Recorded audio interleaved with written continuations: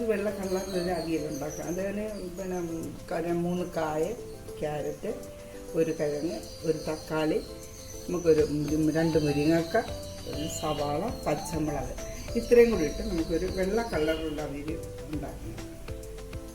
കൂട്ടാം.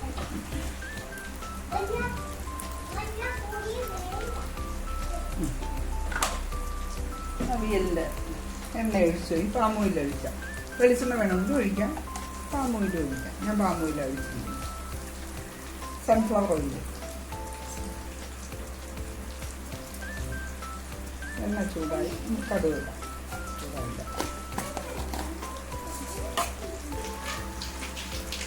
കടുക് പൊട്ടി തുടങ്ങി നമുക്ക് മുളകിടാം. മുളക് ഒന്ന് മൂത്ത് വരുമ്പോൾ നമുക്ക് സിമ്മാക്കിയിട്ട് നമുക്ക് സവാളയും പച്ചമുളകും കൂടി ഇടാം.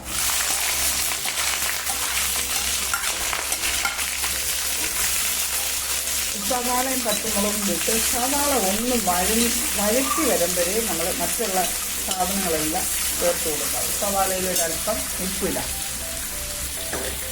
ഉപ്പിട്ടാൽ പെട്ടെന്നൊന്ന് വഴറ്റി.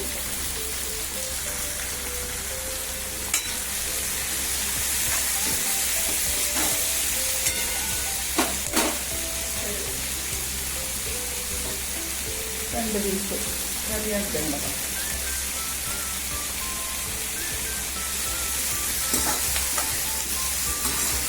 ഇത് നമുക്കൊന്ന് അടച്ചു വെക്കാം. ഒന്ന് സിമ്മിലിട്ടേക്കുക.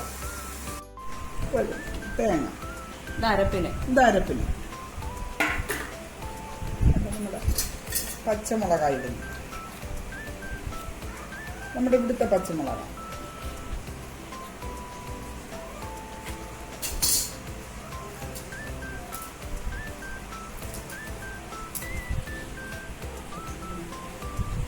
നമുക്ക് ജീരകം,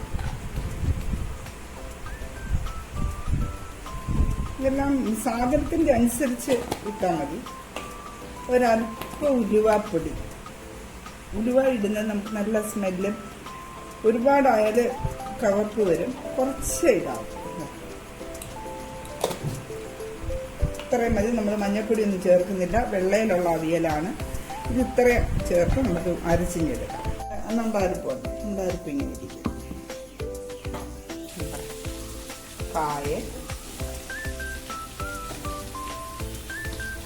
നമ്മുടെ ക്യാരറ്റ്, മക്ക ചേർപ്പം ഇറങ്ങും.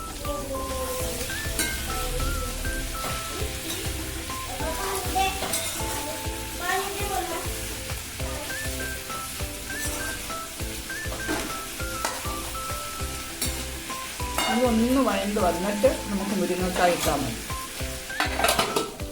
കഴിച്ചു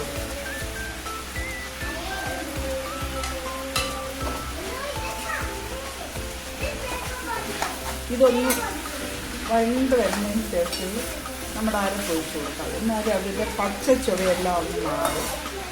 അപ്പോൾ അവിയൽ നല്ല ടേസ്റ്റായിരിക്കും. പച്ച ചുവയൊന്ന് മാറും. ഇനി നമുക്കൊന്ന് ഒരു 2 മിനിറ്റ് ഒന്ന് അടച്ചു വെക്കാം.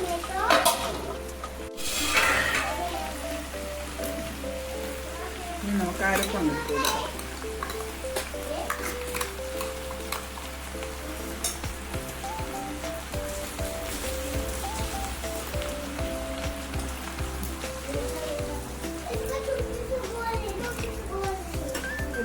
അര വേവായിക്കഴിഞ്ഞു. ഇനി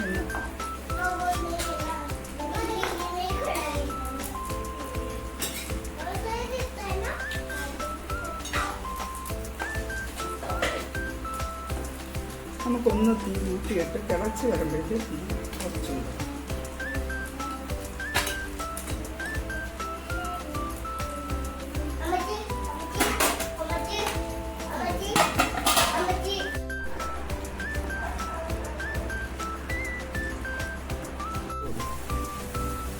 ഇട്ട് കൊടുത്തൊന്ന് ഇളക്കി നമുക്ക് നോക്കാം. ഇത് കണ്ടോ, അവിയൽ നല്ല വന്നാണ്. നമ്മുടെ അവിയൽ റെഡിയായിട്ട് നമ്മൾ ഇച്ചിരി കരിയാപ്പിൽ ഇതിലോട്ടൊന്ന് ഇട്ട് അടച്ച് വെക്കണം. അത് അതിൻ്റെ സ്മെല്ല് അടച്ചു വയ്ക്കണം. എന്നിട്ട് നമ്മൾ അതിൻ്റെ സ്മെല്ല് കാര്യങ്ങളും എല്ലാം നമ്മൾ തീ ഓഫാക്കുക.